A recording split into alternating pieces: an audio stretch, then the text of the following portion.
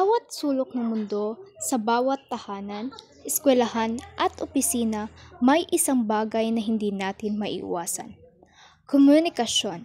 Sa pamamagitan ng wika na ipapahayag natin ang ating iniisip, nararamdaman at nais iparating sa iba. Pero paano nga ba nagkakaugnay ang wika at ating sosyedad sa pang-araw-araw nating buhay? Magandang araw! Ako si Jessamine Humawit at ngayon sama-sama nating alamin ang kahalagahan ng wika at ang papel nito sa ating lipunan. Ang wika ay isang sistematikong paraan ng pagpapahayag ng ating saloobin at damdamin. Hindi lamang ito binubuo ng mga salita kundi pati na rin ang tono, kilos at iba pang anyo ng pagpapahayag.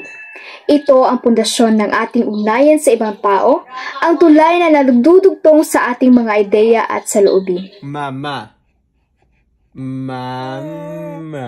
Mula pagkabata, natututo tayong magsalita at sa pamamagitan nito, unti-unting nabubuon ang ating pagkakainlanlan.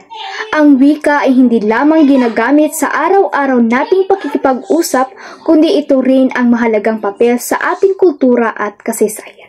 Ang wika at sosyedad ay hindi maaaring paghiwalayin. Ang bawat salita na ating binibigkas, ang bawat mensaheng ating ipinapadala ay may malalim na epekto sa ating lipunan. Narito ang ilang mga halimbawa kung paano ito mangyari sa pang-araw-araw nating buhay. Sa paaralan, ang wika ang pangunahing kasangkapan sa pagkatuto. Sa pamamagitan nito, na ipapasa ang kaalaman na mula sa guro patungo sa mga mag-aaral. Kung wala ang wika, paano natin maitindihan ang mga aralin sa matematika, agham at kasaysayan? Sa mundo ng trabaho, ang wika ay isang mahalagang kasangkapan sa epektibong komunikasyon. Sa pamamagitan ng malinaw na pagsasalita at pagsulat, na ipapaliwanag ng mga empleyado ang kanilang mga proyekto at ideya.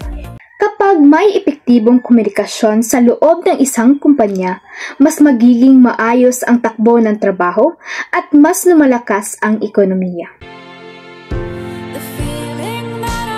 Hindi lang sa paaralan o trabaho mahalaga ang wika.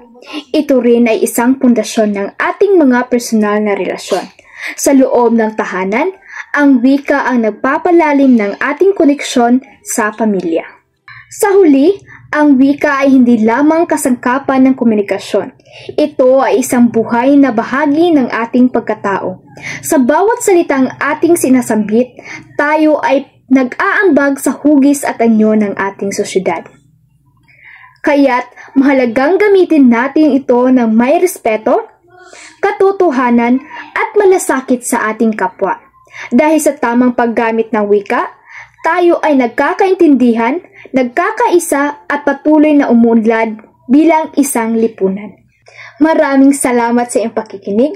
Sana ay may bago kayong natutunan tungkol sa ugnayan ng wika at sosyedad sa ating pangaraw-araw na buhay. Bye-bye!